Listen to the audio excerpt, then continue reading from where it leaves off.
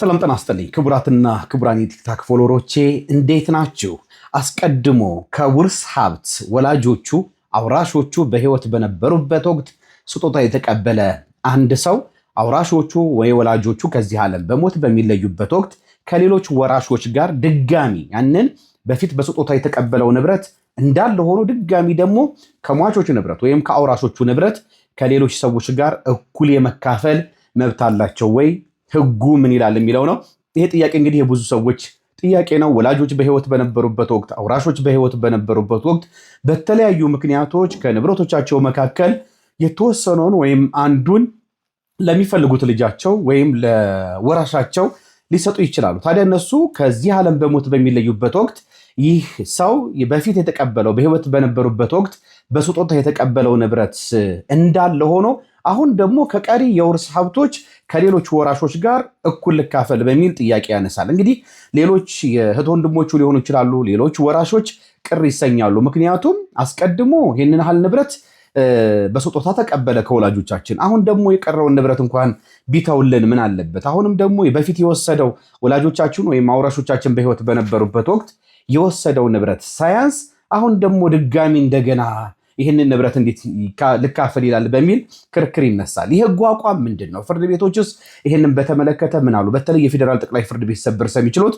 ይህን ጉዳይ በተመለከተ የሰጠው ውሳኔ ምንድን ነው የሚለውን ነው የምናየው። እንግዲህ በፍትሐ ብሔር ህጋችን ስለ ውርስ በተደነገገው ማለት ነው በፍትሐ ብሔር ህጋችን አንቀጽ 1065 1066 መሰረት አስቀድሞ ንብረትን በስጦታ የተቀበለ ሰው በውርስ ተካፋይ እንዲሆን ዘንድ እና ከቀሪው የውርስ ሀብት ተካፋይ ሊሆን ከፈለገ አስቀድሞ በስጦታ የተቀበለውን ንብረት ወደ ውርስ ሀብቱ የመመለስ ግዴታ አለበት። ይህንን መልሶ ነው ልካፈል የሚችለው። አይ በፊት በስጦታ የተቀበልኩት ንብረት ይበቃኛል፣ እኔ ከውርስ ሀብቱ ምንም አልፈልግም፣ ስለዚህ አርፌ እቀመጣለሁ ካለ ያንኑ አስቀድሞ አውራሾቹ ወይ ወላጆቹ በህይወት በነበሩበት ወቅት በስጦታ የተቀበለውን ንብረት ይዞ ባለበት መቆየት ይችላል። ነገር ግን ከቀሪ የውርስ ሀብት እካፈላለሁ ካለ አስቀድሞ በስጦታ የተቀበለውን ንብረት ወደ ውርስ ሀብቱ መልሶ ያ በስጦታ ተቀብሎት የነበረው ሀብት የውርስ ሀብቱ የውርስ ክፍፍሉ አካል ሆኖ ከሌሎች ጋር እኩል መካፈል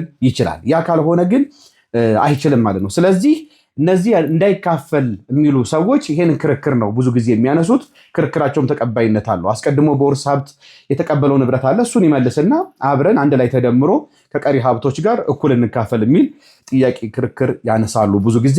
ይሄ ተቀባይነት አለው ማለት ነው በፍትሐ ብሔር ህጋችን አንቀጽ 1065 1066 እና ተከታዮቹ ድንጋጌዎች ማለት ነው። ይህም ጉዳይ በተመለከተም እንግዲህ የፌዴራል ጠቅላይ ፍርድ ቤት ሰበር ሰሚ ችሎት አስቀድሞ በስጦታ የተቀበለ አንድ ሰው እና በስሙ ያደረገም ሰው ሊሆን ይችላል። በስሙም አዙሮት ንብረቱን እየተጠቀመበት ሊቆይ ይችላል። ስለዚህ በቀሪ የውርስ ሀብቶች ላይ የውርስ ተካፋይ እሆናለሁ ብሎ ጥያቄ የሚያቀርብ ከሆነ አስቀድሞ በስጦታ የተቀበለውን ንብረት ወደ ውርስ ሀብት የመመለስ ግዴታ ይጣልበታል ማለት ነው። አልመልስም ካለ መብቱ ነው። ያንኑ የውርስ ሀብት ያንኑ በስጦታ የተቀበለውን ንብረት ይዞ መቆየት ይችላል። ይህንን በተመለከተ እንግዲህ የፌዴራል ጠቅላይ ፍርድ ቤት ሰበር ሰሚ ችሎት ጥር 28 ቀን 2017 በመዝገብ ቁጥር 249367 እንደዛውም ከዛ በፊት በሰጣቸው የመዝገብ ቁጥሮች 113247 160761 162475 ይህንን አስገዳጅ ህግ ትርጉም ሰጥቷል ማለት ነው። ስለዚህ አስቀድማችሁ ከአውራሾቻችሁ ከወላጆቻችሁ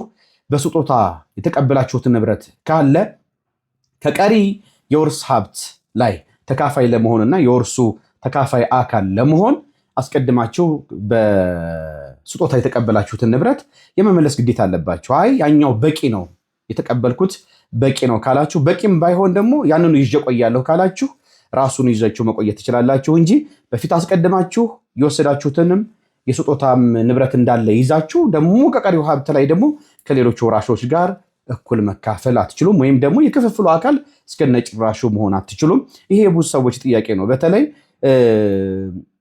ለሌላ ሰው ተሰጥቶባቸው የሆነ ንብረት ወላጆቻቸው አስቀድመው ለወንድማቸው ለእህታቸው ለአንዱ ብቻ ሰጥተው ወይ ለሁለቱ ብቻ ሰጥተው አሁንም ደግሞ ከቀሪው ንብረት ላይ እንካፈላለን ብለው ሲመጡባቸው ብዙዎች ያስከፋል፣ ብዙዎችን ጭንቀት ላይ ይጥላል። ስለዚህ በዚህኛውም ሳይድ ይሄ መከራከሪያ ይቀርባል፣ በዛኛውም በኩል ደግሞ መሳተፍ ከፈለገ ይሄንን ክራይቴሪያ ማሟላት አለበት።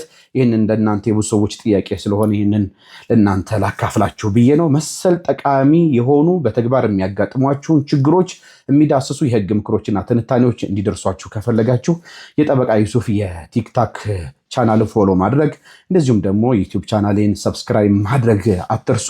መልካም ጊዜ እንዲሆንላችሁ እመኛለሁ። ባባይ